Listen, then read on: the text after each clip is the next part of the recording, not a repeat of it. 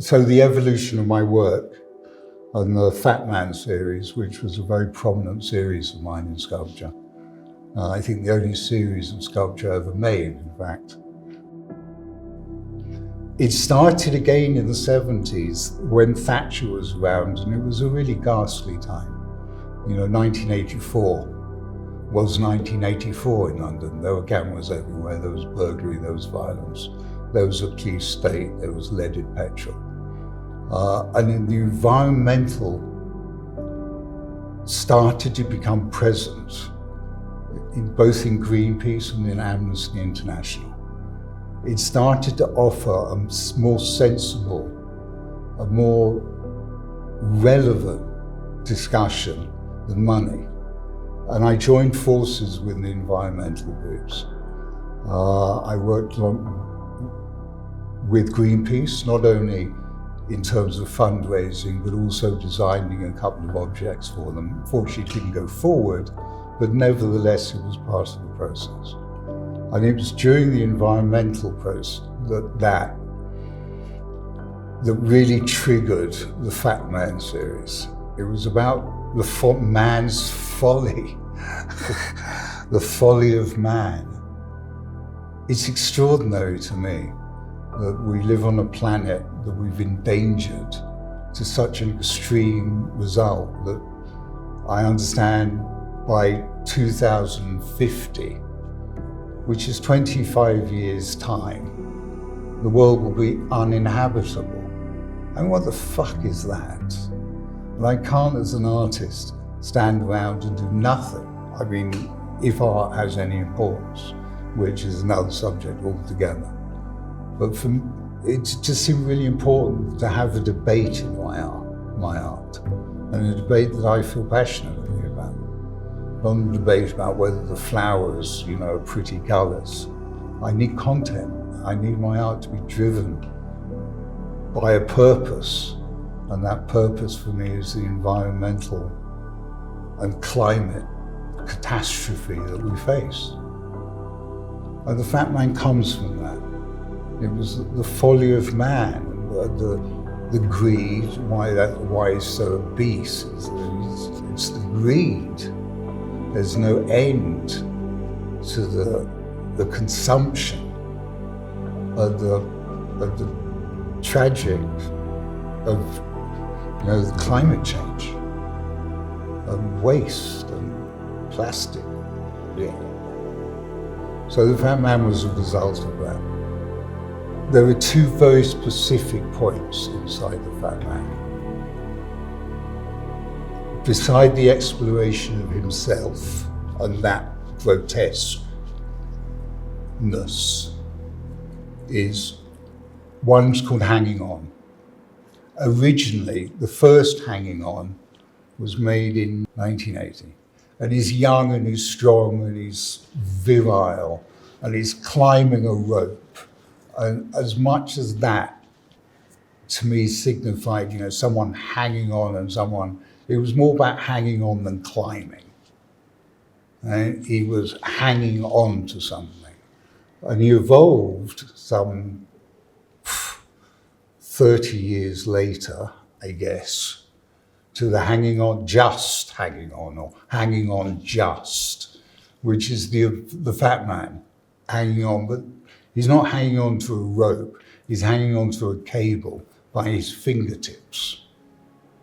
And that was a very clear bit of autobiography, I guess, to see myself, to realize that I was as responsible for the waste and the damage on planet. I mean, everyone is responsible, we are all responsible. And to realize that I was part of that dynamic was a bit like, I hit myself around the head a bit with it. That was quite painful. The Fat Man was quite a painful series, and it was quite difficult. There's one of him standing on his hands, and he's stuck in this position, and his weight is so great that he can't move his hands.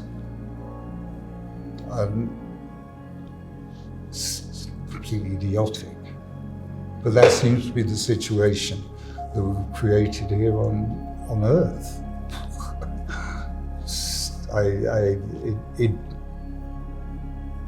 It astounds me, and I can't not do anything about it. I can't just, I dedicate my art, I dedicate my days to trying to express that destruction, but trying to be creative with it, trying to drag some beauty out of that destruction. And there's no better test than doing it in Jerusalem, that is so creative and so destructive and has a history of both that is unbalanced. That's why it goes from so many extremes. I think all the work kind of has man's folly at it. If I was to title or put a descriptive on something that holds it all together, it's really man's folly. The transition from sculpture to painting was not easy. I felt equipped to do it. I knew what making art was about. I knew what my purpose was for. So that all it was really was translating a material. What I needed to do was to find something that I could hang my ideas on. I tried still lifes, I tried landscapes, I didn't try portraiture. I tried a few different approaches. And very quickly I realized that the use of oil paint wasn't the use of oil paint that I wanted. I wanted layers, I wanted depth. I wanted to surprise myself. I don't believe that an artist should make something that he knows he can make, or she. I think we always need to be making something that we can't make but want to. So everything that one does as an artist is another step forward. And that to me is important. And painting, I never took a lesson in painting. I avoided all formal painting. I learned stone carving, I learned casting, etc., but I didn't learn painting. I used to walk away from the painting studios. So that coming to it after having made sculpture for so many years was like completely new. And that was really exciting. And I needed to find where and what was I going to do? How was I going to approach the subject? I guess ultimately the subject is the idea that there is a point where destruction and creativity have this incredible tension between them. And it doesn't, it's minute, but the repercussions of both, in my desire, is for it to become creative. The creation of something, not the destruction of it. And that's what I hope all my art does, is that it creates something. I know by painting destruction and fire and apocalypse, I'm making a creative act out of it. Can other people? I see that there is an act of creation in it, not an act of destruction. It surprises me how many people see creation in it. And I'm great. I'm thankful that they can see creation in it. I'm thankful that the attitude of the viewer is the desire to see creation. Hey, yes, it's inherent with us. So yeah, one of the privileges for me as an artist is being able to spend time on stuff. I don't need to do things quickly. I like doing things slowly. I demand myself as an artist that the craft of a work of art is important to me. And that takes time, it takes resilience, and it takes risk. That's a really nice thing about painting, is that there's always a risk involved. Always a possibility of putting down the wrong color, in the wrong place at the wrong time. It is for me. I tend to mix my color and then daub it straight into the middle of the canvas. So basically I'm trying to repair my mistake, which leads me into pattern, the repetition of color. It gives time through a painting to recognize moments that are similar, gives it narrative that exists.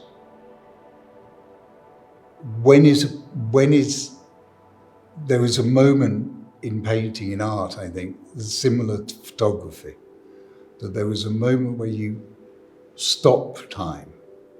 And that, for me in photography, I've always hated that. It seems to me really frightening that time is stopped for that moment in a millisecond or whatever point of time it is, but time stops in it. For me, it needs not to stop. It needs to present the past, the present, and the future, so that there's movement through time. And that's one of the challenges, to achieve a movement. Certainly in sculpture, the idea that sculpture has movement was always, to me, really strange, because there's nothing more static. Sculpture is stopped. So how do you achieve movement? What is movement in art? And that's in painting too. The repetition pattern, I think, enables that. And that's fascinating. It's a challenge. I don't know what my paintings are going to, I know what my paintings I want them to do, but I don't know what they're actually going to look like. Putting a red on, or putting a blue on, or putting green on. Wow, I don't know what's going to happen. And then I don't know until the following day when the paint is dry, often. And that's great. It's, order and chaos. Creativity and destruction. It's the same. So that's great. Into the future, the opportunity is knocking. It is always available. I'm looking forward perhaps to doing some work with a friend of mine in Madrid on a set of art projects. I'd like an exhibition in Israel, in Jerusalem. I'd like a museum show, but I'm not connected to the Israeli art world. I've always been a hermit. And nowadays, as opposed to being a hermit, I'm almost agoraphobic. That's the way it is at the moment. I hope the viewer, when they see the work, are moved by it. It's interesting when people see it, the painting. I look at them and not the painting, because I know the painting. Fire, what I'm painting at the moment, is very hypnotic. It's hypnotic in the same way as water is hypnotic. We're drawn into it, it's warmth. So I want people to be able to sit down with my painting and discover new things. I know very deliberately I hide colour inside the paintings, and depending on the day and time and the lighting, those colours will become more prominent. I like that about it. So I'm sort of looking for that sometimes. I didn't see that before.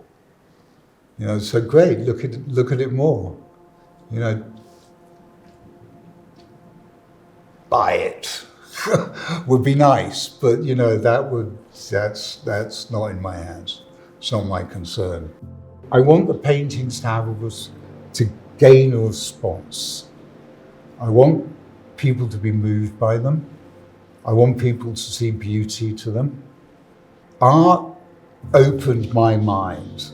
A Rembrandt painting I encountered when I was looking for it.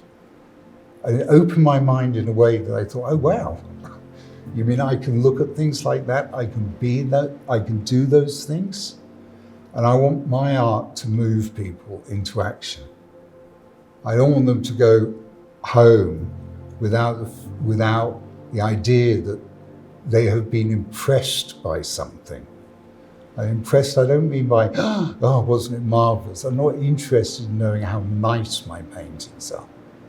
I'm interested much more in the response that it gives. I want people to be hypnotized to it. I want people to be drawn into it, and at the same time drawn out of it. And I want them to step back, elevated by it, made to think about it, have doors open in their mind. I mean, I know I'm asking a lot, but that's where I aim my paintings for. If the painting is gonna, I as the maker of this, it needs to elevate me. And if it's not elevating me, then it's wrong. And if it's wrong, I can change it so that it does elevate me. And I want viewers to be elevated in a similar way, in any way. You know, I want people to forget their shopping list when they look at my painting. You know, there are more important things going on. There's things that we have to be active in. And I think art activates people, activates the imagination. And if you've got the imagination, or you want to have the imagination, the point is that you need to work at it. You know, it doesn't, you know, how many of us look at a painting for 10 minutes? I mean, we don't. We look at a painting for 3 seconds. Have you ever seen anything that forces you to sit down in silence and absorb it? Is it then the problem of the art, or is it the problem of the viewer? Hey, the viewer. The viewer needs to work, and I like that. I like working to try and understand something. You know, if I go to a movie, I don't like a movie that comes at me. I like a movie that forces me to look at it. That's what I want my art to do. I want to force people to look at things. And I hopefully find some beauty to it. The finances of being an artist, we know are the value system of being an artist is different. We're not looking to buy the next car. Right? We're looking to be able to do the next piece of work. That's what's important to us. You know, we won't buy a new pair of shoes, but we'll buy a canvas. And that's the way it is with artists, I think, generally. You know, we don't drive cars because we can't afford to drive cars, because our money goes to paint. Young artists who want to do it. Just fucking do it. You know, I had a lot of resistance to becoming an artist. It was a fight. I understood what was involved. I think most people do. I think the important thing with a young artist is how many ideas do they have in their head? If they can sustain idea,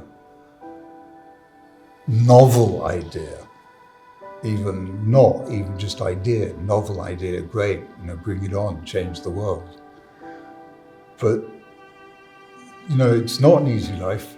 You're not going to be, if you get the luck of being in the place at the right time, then you might achieve some financial reward. But it's not about that. It's about being creative. It's not so much making a living, it's having a life. And that's great. Hey, shit. Make it work. If you want to make art, make it work. Do the work. It's a lonely business sometimes. It's not, you're on your own. You're the only person who can make the art. So do it. Find something to say. There's enough to say. It doesn't need to be new. It needs to be sincere. It needs to have integrity. You're the artist. You have to have the integrity. So search deep and become an artist. Contribute. Write. Art's not only painting, or it's not only sculpture. It's writing, it's music, it's cooking. It's anything that you present with the knowledge that you're making something can become art. Give it that moment where art exists in everything you do. Making love is an art, as we know. Being able to make love is even a greater art. Do it. Just paint, sculpt, write, make music, make movies.